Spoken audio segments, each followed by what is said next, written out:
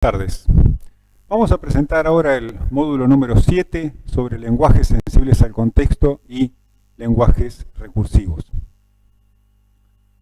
¿Sí? Vamos a considerar el siguiente ejemplo motivador como ejemplo introductorio. ¿Sí? Consideramos un programa en Pascal como este que aparece acá. ¿Es un programa sintácticamente válido?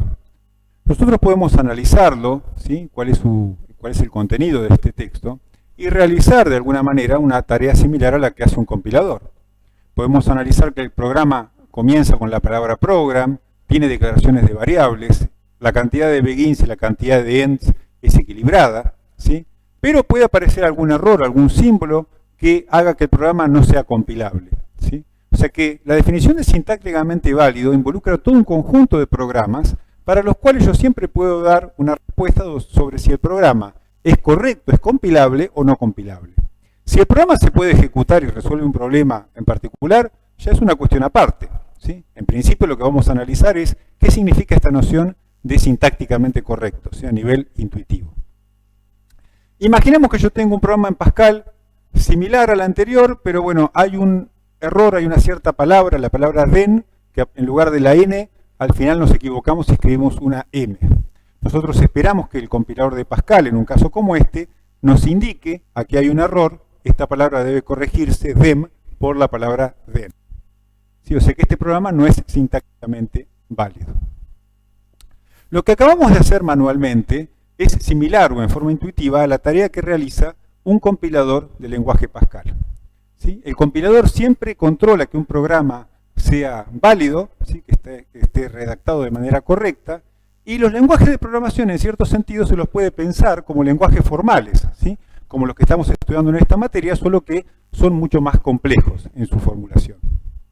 En el caso de Pascal, uno ya está familiarizado con las reglas del lenguaje. Ya conoce cómo escribir declaraciones de variables, declaraciones de tipo, estructurar sentencias. Y con cierta facilidad uno puede determinar si un lenguaje, un programa dado que está escrito en Pascal, es correcto o no es correcto, ¿sí? Después de cierta experiencia. Poder realizar esta validación, analizar un código de un programa y determinar si ese código es correcto o no, es una tarea sumamente importante en las ciencias de la computación. Entonces, imaginemos que yo tengo un lenguaje P de programación. ¿Puedo yo determinar para todo programa Q si es sintácticamente ese programa Q válido en el lenguaje P? En otras palabras, lo que estamos queriendo decir es, si yo tengo un cierto lenguaje formal L, ¿podré determinar para cualquier cadena de caracteres que me den cualquier secuencia de símbolos si la cadena pertenece o no al lenguaje L? Esta es una pregunta sumamente importante de poderla responder, dado que establece o nos determina qué tipo de problemas vamos a poder resolver en relación a decidir pertenencia de cadenas a lenguajes. Fíjense que si lo miramos en el contexto de un lenguaje de programación, lo que estamos queriendo decir acá es, ¿puedo yo fabricar un compilador de Pascal tal que cualquier archivo de texto que yo escriba, el compilador de Pascal me responda sí, tu programa es válido o no, tu programa tiene un error sintáctico? ¿Sí? O sea que aquí es más fácil de conceptualizar a qué concepto nos referimos. Esta idea, ¿sí?, nos lleva a una noción que es la noción de lenguajes recursivos.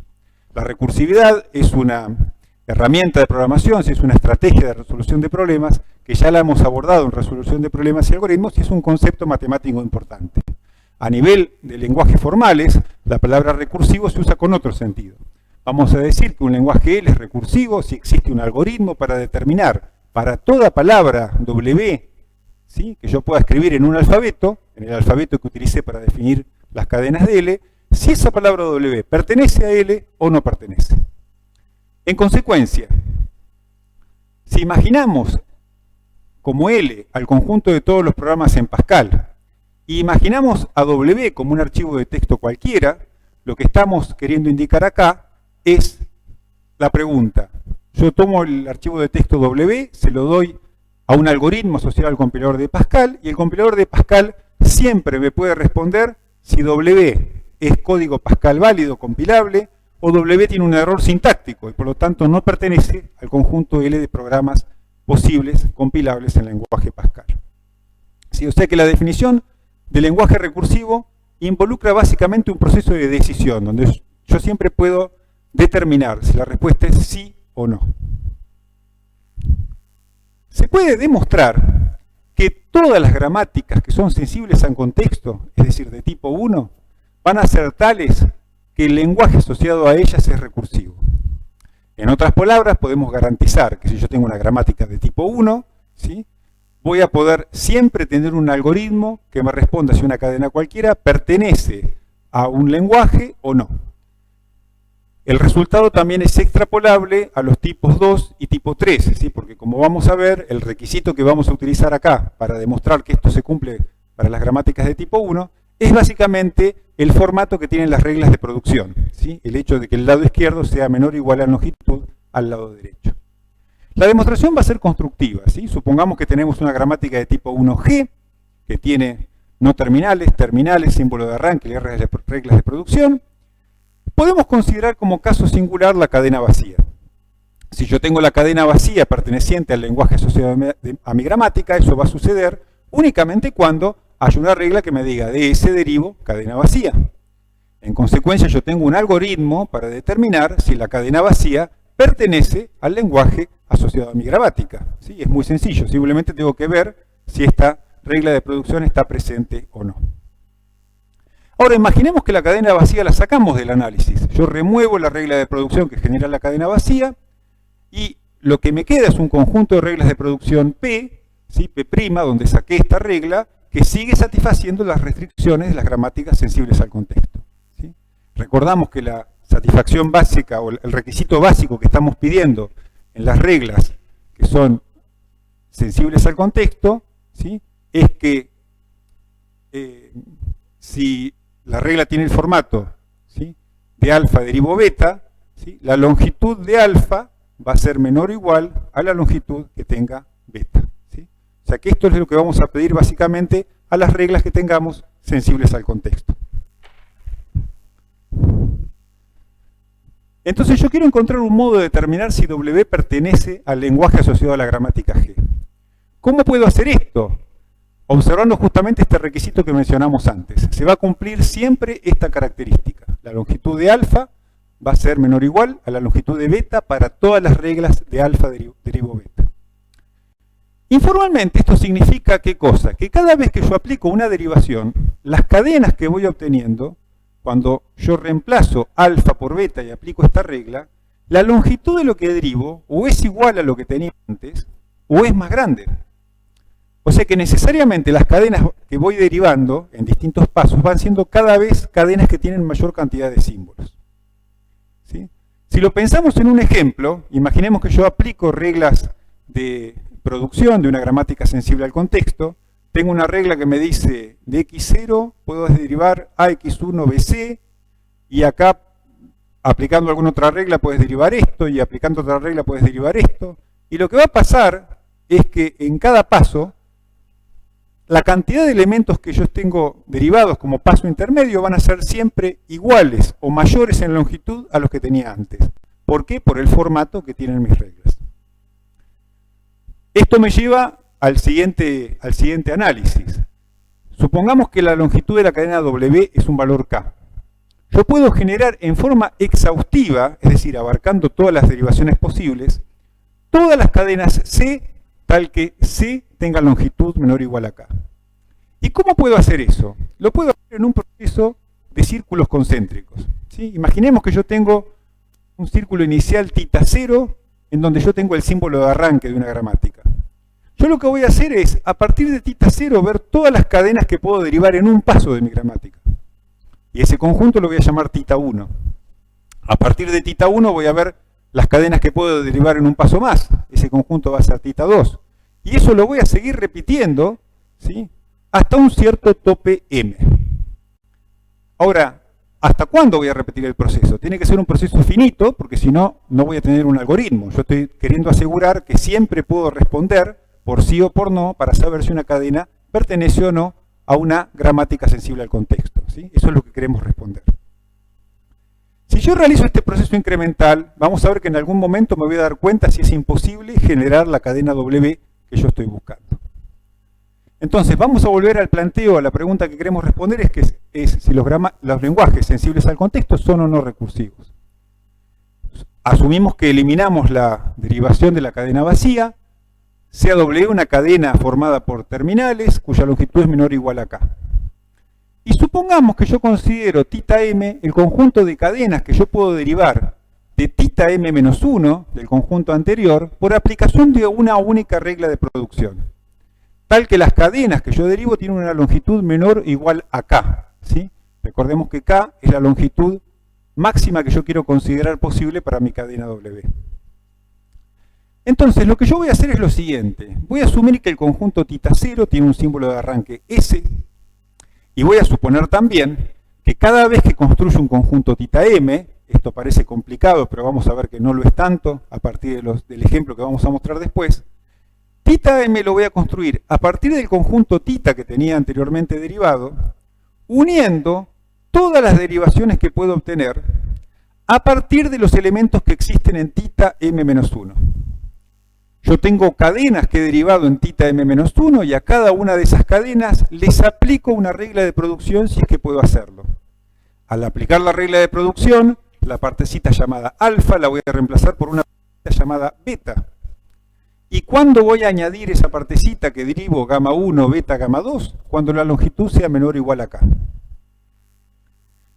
Es claro que si yo hago esto, como estoy construyendo θm a partir de θm-1, uniendo un conjunto adicional, el conjunto θm va a ser un superconjunto del θm-1. Como solamente el cómputo de θm depende de θm-1, si en algún momento θm y θm-1 se hacen iguales, a partir de ahí yo he encontrado lo que se llama en matemática un punto fijo. No tiene sentido seguir buscando más conjuntos, porque θm-1 va a ser igual a θm, θm va a ser igual a θm más 1 y así siguiendo. O sea que va a llegar un punto en el cual el conjunto θm y θm-1 se van a hacer iguales. Es decir, no voy a tener nada para agregar. Si esto pasa, entonces ¿qué va a suceder? Si desde el símbolo inicial yo puedo derivar en uno o más pasos la cadena gamma 1, b, gamma 2, y esa cadena es longitud menor o igual a K, entonces la cadena en cuestión la voy a encontrar en algún θm, ¿sí? En θ3, en θ4, en alguno de los conjuntos θ que voy construyendo. Si ese no deriva a esa cadena en cuestión, a gamma 1, beta, gamma 2, la cadena no va a aparecer en el conjunto θm. Y fíjense que si la cadena gamma 1, beta, gamma 2 supera la longitud K, no la vamos a estar considerando, ¿sí?, a esa cadena derivada, porque no es una cadena sobre la cual estamos considerando pertenencia. Estoy asumiendo que mi cadena W tiene longitud K. Tengo de esa forma un proceso incremental donde yo voy obteniendo nuevas cadenas según el conjunto P de reglas. Y voy a tener una cota finita dependiente del valor K.